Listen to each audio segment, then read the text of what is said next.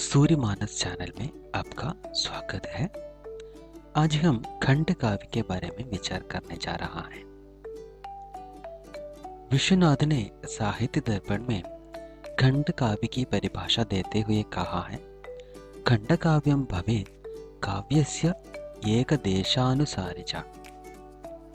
एकदेशी शब्द से कई बातें यहाँ व्यंजित होती है, जैसे खंड काव्य में जीवन के किसी एक पक्ष का चित्रण होता है। उसमें महाकाव्य के लक्षण संकुचित रूप में स्वीकार किए जाते हैं तथा रूप और आकार में वो महाकाव्य से छोटा होता है। खंड काव्य में प्रबंध काव्य का सा तारतम्य तो रहता है, पर उसमें वैसी अनेक रूपता नहीं रहती, क्योंकि महाकाव्य में जीवन का संपूर्ण चित्रण होता है, लेकिन खंड काव्य में उसके किसी रोचक, रमणीय, भावोद्रबोधक घटना, परिस्थिति या प्रसंग की कल्पना रहती है। खंड काव्य के कुछ लक्षणों को इस तरह परिभाषित किया गया है। खंड काव्य का नायक कोई उच्च वंश का आदर्श पुरुष हो सकता है।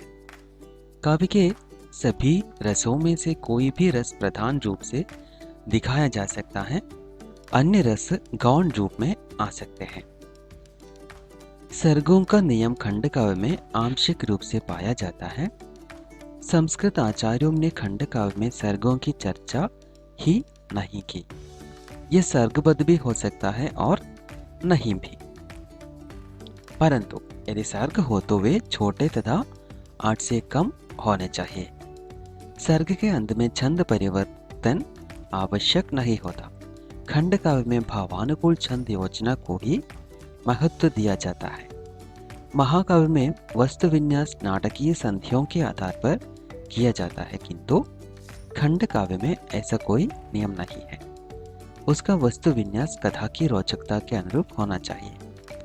खंड काव्य का लक्ष्य धर्म, अर्थ, काम, मोक्ष में से किसी एक की प्राप्ति तो हो ही सकता है, पर इसके अतिरिक्त किसी उदात्त भाव को जगाना भी हो सकता है।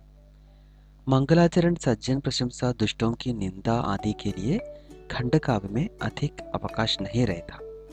मंगलाचरण ग्रंथ के आरंभ में किन्हीं परिस्थितियों में हो सकता है, पर वो संक्षिप्त होना चाहिए। प्रगति चित्रण बहुत संक्षेप और संशिष्ट शैली में होना चाहिए।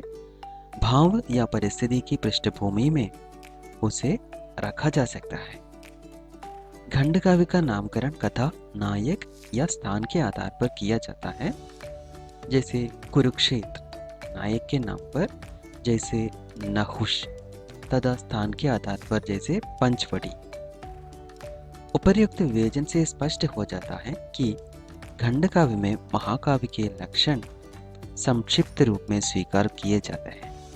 महाकाव्य के सभी शास्त्रीय विशेषताओं को होते हुए भी खंड काव्य आकार में बहुत छोटा होता है।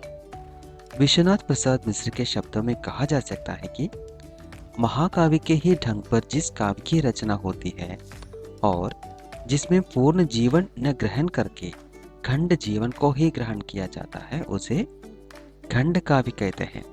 ये खंड जीवन इस प्रकार व्यक्त किया जाता है जिससे वह प्रस्तुत रचना के रूप में स्वतः पूर्ण प्रतीत हो।